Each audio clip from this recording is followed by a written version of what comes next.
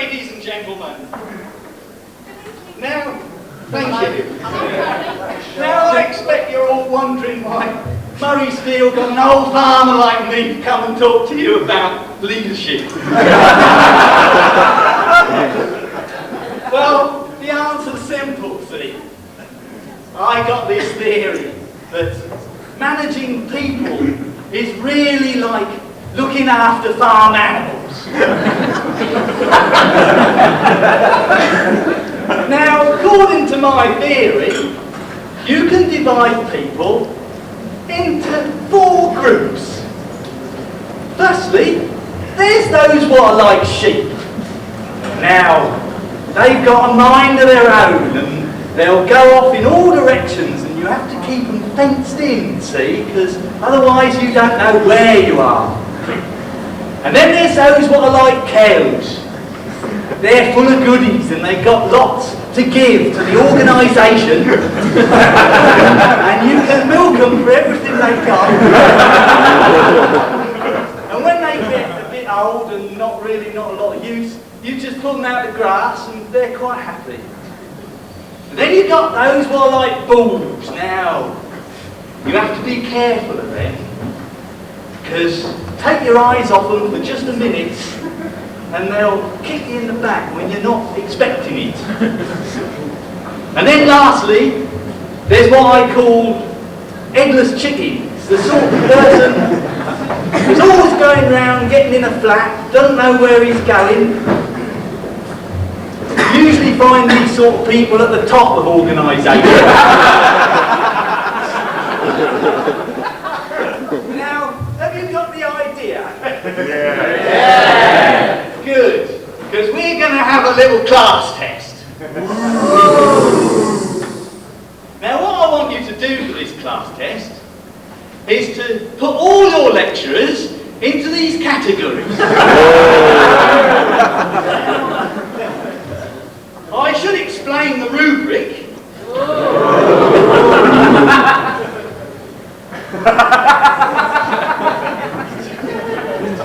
Now, I'm the expert, see, and what I say goes.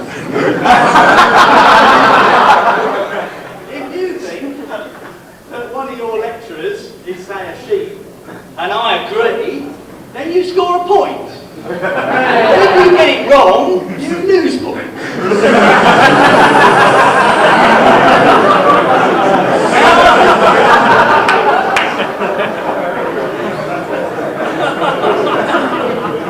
Now I think we'd better have a few examples just to make sure you know what it's all about before you do the test. Now let's take, shall we say, Adrian Buckley.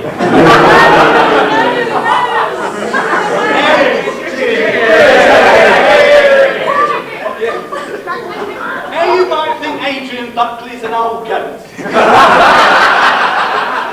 And I might agree with that. But you see, you'd be wrong, because we haven't got a category for old goats.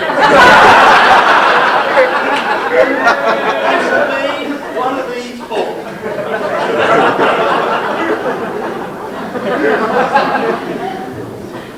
Let's take another example. Shall we say Leo Murray?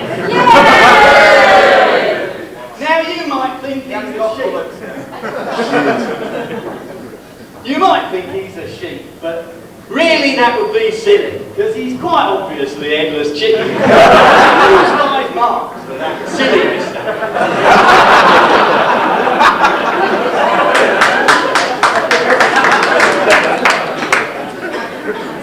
And then we got Malcolm MacDonald. You might think Malcolm MacDonald is a cow. Headless sheep. But you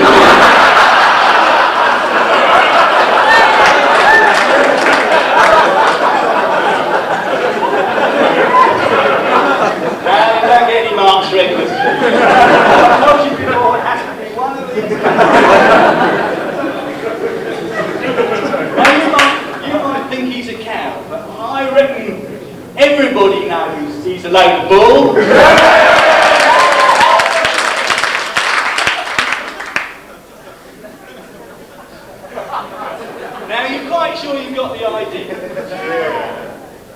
Well, ladies and gentlemen, I'm afraid I'm going to have to go soon because... Well, it's nearly milking time back at the farm, can't keep the cows waiting.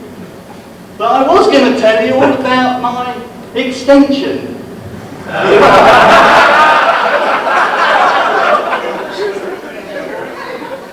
I was going to tell you about the extension to my rubric matrix, as I call this chart, in which lecturers are like tractors. But you see, there really isn't time. But I've written it all down.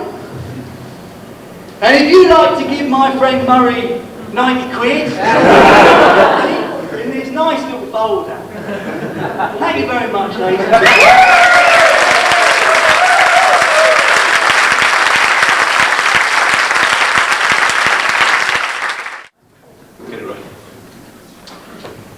Okay, the next award that we got is the Invisible Man Award.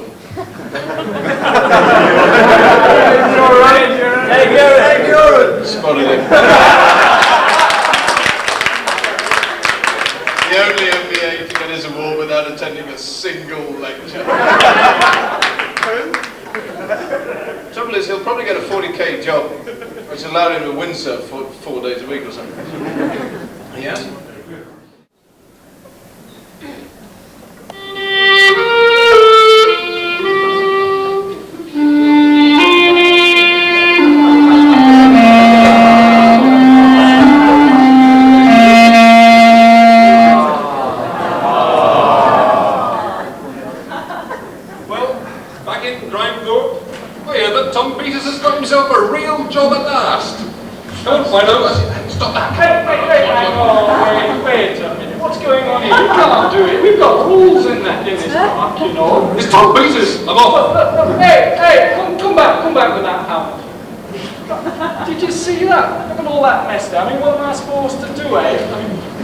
I've got this super duper pooper scooter. Look at that, have you seen that? One like that before, yeah. Here we go. Great stuff. So we're all tickety-boo now.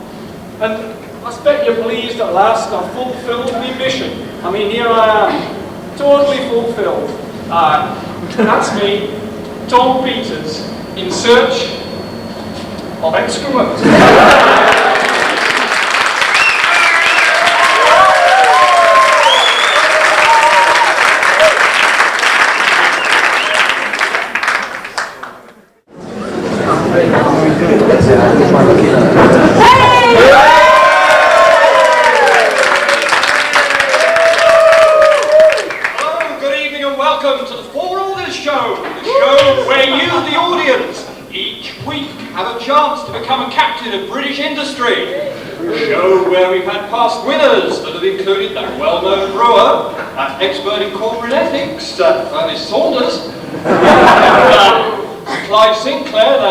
Automotive marketing whiz kid. We had the Irish-American entrepreneur recently, John Lorien, and we had the high flyers of Freddie Laker. So with those past successes, who are you people out there is going to be this week's 4th order winner to become a captain of the British industry. So let's first of all call up tonight's lucky contestants. Is Steve Holmes in the audience? Yeah!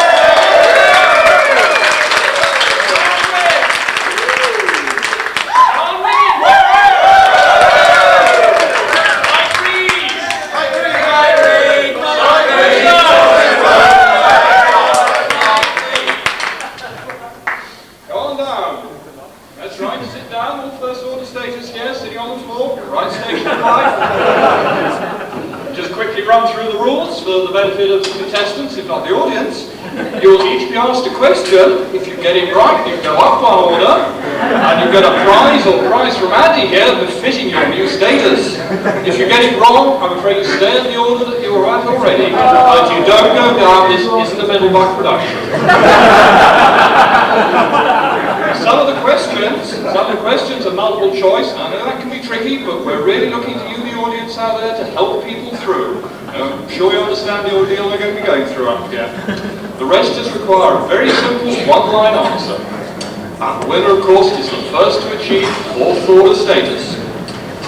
As I've said, assistance from you, the audience, we're definitely looking for it, but I'm afraid no consultancy fees, that's just not on tonight. So, on with the first contestant, Steve.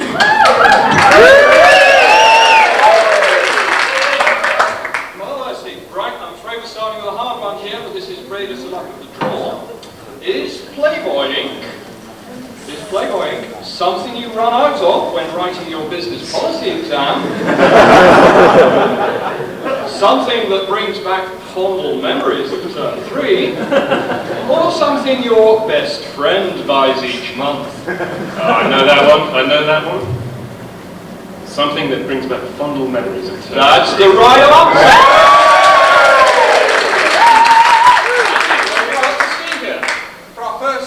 Who gets to the second order, we have some fabulous prizes. We have a highlighter set so that you can highlight other people's mistakes.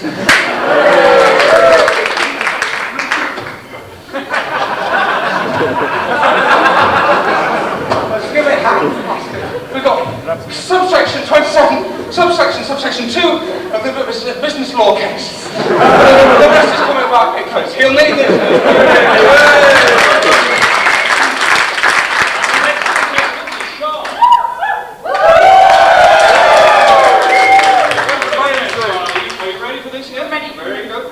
Now, Sean, you see your MD on the factory floor? Yeah.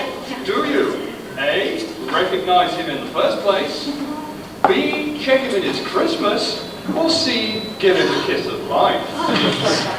C! Give me C! C, you give him the kiss of life? Which time is your MD?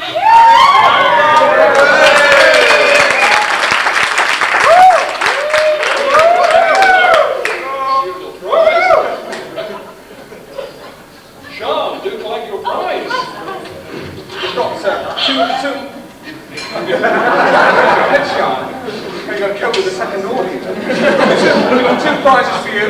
The first one is an essential instrument for any second order manager. The buck starts here. This must be on the door of your office. Like that, yes. And I'm sure that you've done a lot of OB and communication skills, so you now know how to communicate with your managers. You need a megaphone.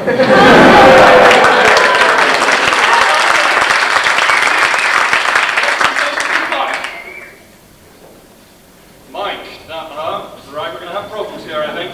We're going to have problems. Mike, what is cognitive dissonance? Is it a punk rock group from Scunthorpe? A hangover? Or a concept you're sure is very helpful if only you knew what to do with it? I'm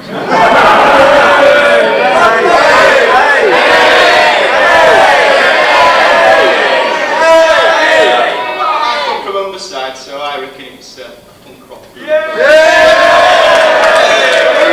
sorry about this, but we've all had the morning after the night before. Really, we don't know what's happening. I'm afraid the answer is I know. I'm very sorry. Don't let the rules down. Wait, I'm the final contestant this round. Sorry.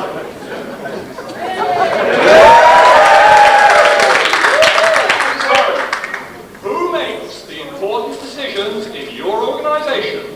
Is it the board of directors? Is it the shareholders? Or is it Ivy, the tea lady?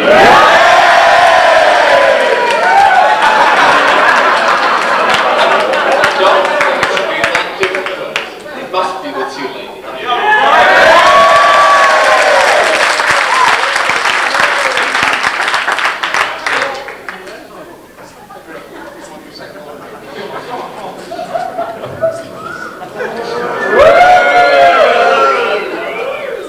Now, two more amazing prizes for our final second order contestant. A time system. I'm not quite sure what he's going to do with it, but everybody has one, so you better have one as well. And we've got an abridged set of management accounts.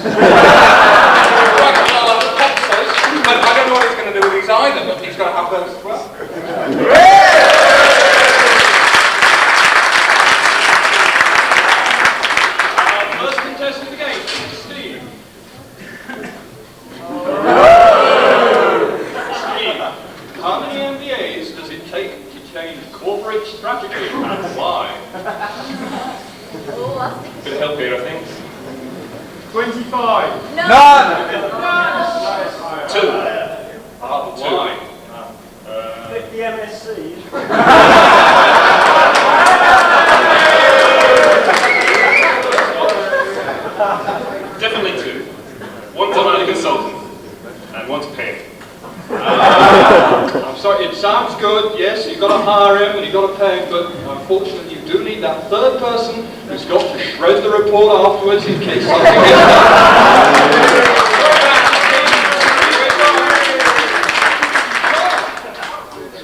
Here we go, this is what we've been waiting for. Oh, yeah.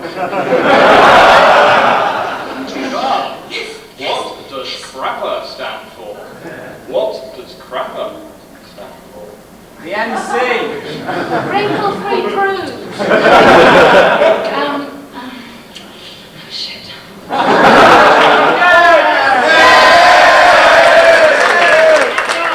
think that it has to be.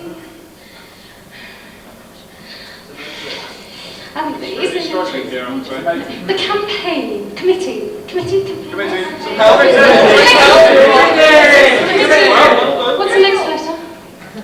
We need an R now. So, Real. Committee. Rehabilitation. That sounds very good. What's the next letter? Well, we could have an A. We could have ancient professors and academics. That's a campaign for the retirement of ancient professors and academics.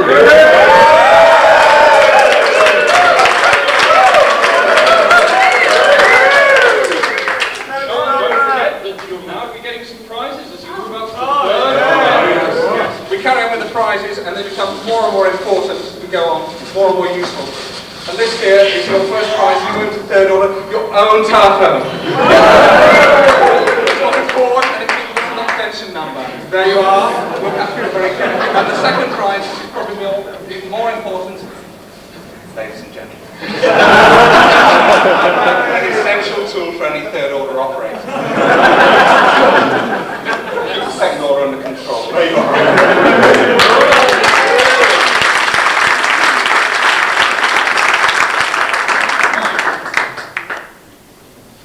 Here we go. I didn't do very well last round. I'm afraid with your help. Hope I'm going to have a fair question this time. Well, I don't know. We'll have to find out. Like, what is a contract?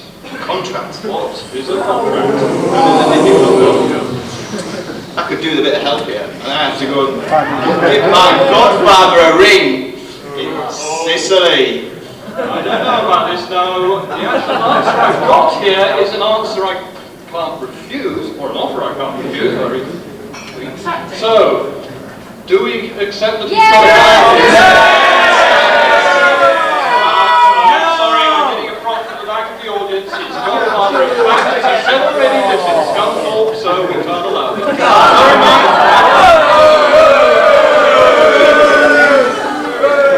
Soren. How will you use such of excellence, and peak performers to rise in your company?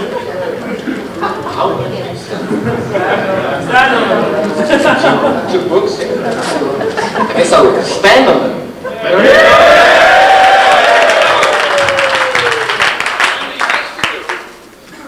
Soren, Andy, don't forget to collect your prizes. Your prize is for a third order person here. One of the most essential status symbols for any third order person, their own piece of carpet. And this is in fact, it's very serious, this is in company colours and third order company colours. Soren, here you are. And the other thing that you need is we'll have a visit from Y.J. Kins, a little bit of something to entertain with.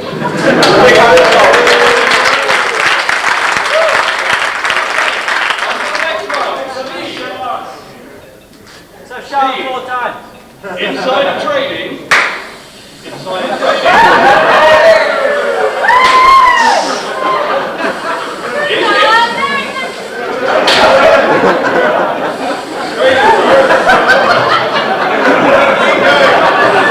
Insider trading. Is it? That's crime. Something we would all like to be in a position to do, or self-actualization.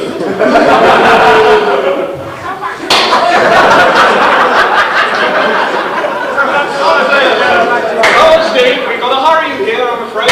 The victim must cry. The victim must cry. described, it is of course something we'd all like to do. So that's it, I'm afraid.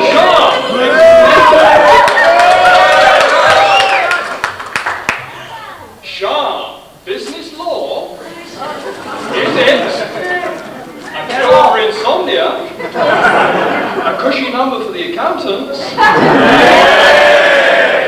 Or, you're going to have to listen very carefully here. I'm listening. Very good. A voidable credit in civil law taught badly.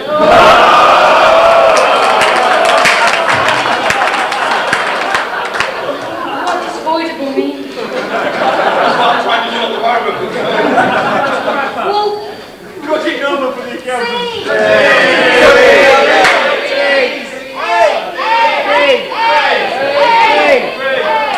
You think it's a cure for insomnia?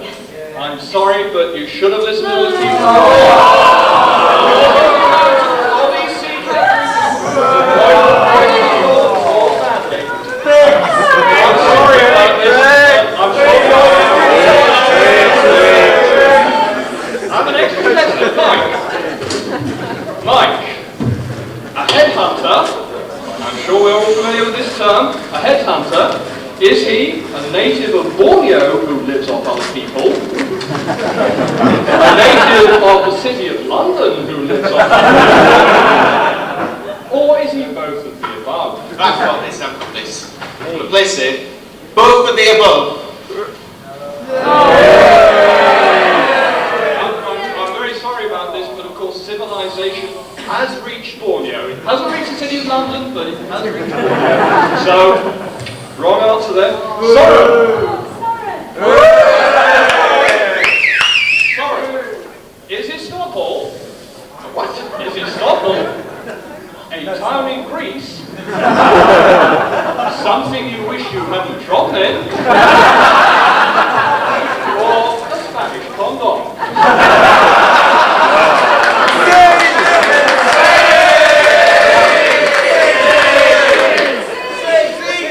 I think it sounds like C. I think you're right there.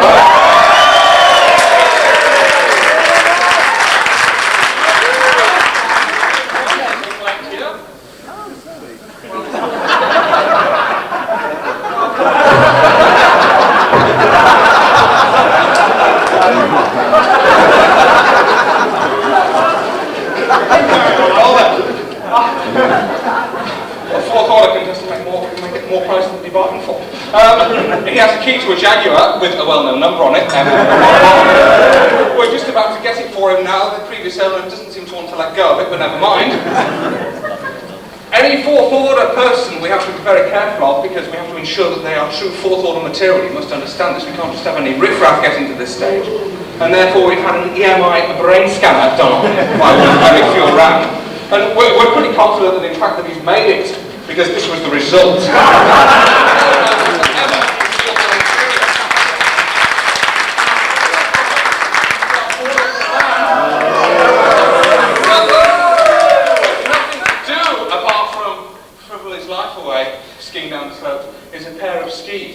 From a manufacturer that we perhaps all know fairly well. We were actually going to get the entire company for him, but we couldn't work out the sodding price of the share. I'd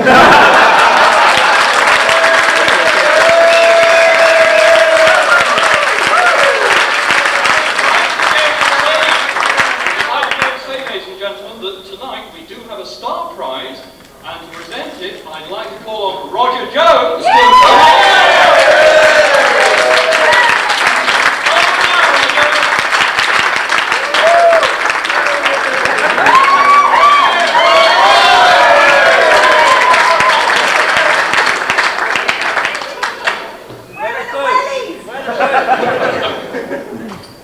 Okay, Roger, if you'd like to go over there. Soren, would you like to go and be presented with your prize there?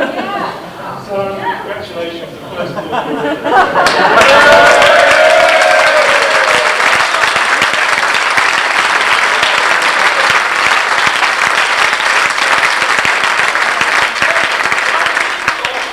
very quick words from Soren here. Soren, if we can just tear you away from your pleasures for a moment, just give us a benefit of your worldwide experience, please. Well, I'm really so excited. So, I mean, jeg synes, det er nu alligevel alle sammen i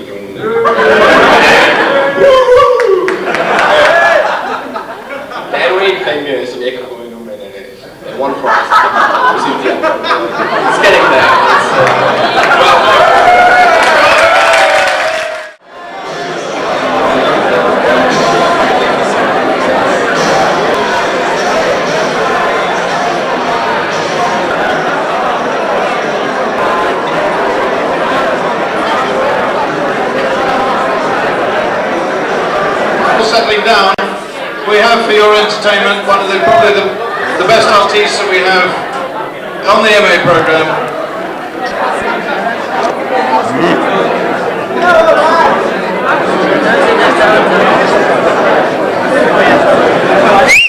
One, two, three, four, 1, 2, 3.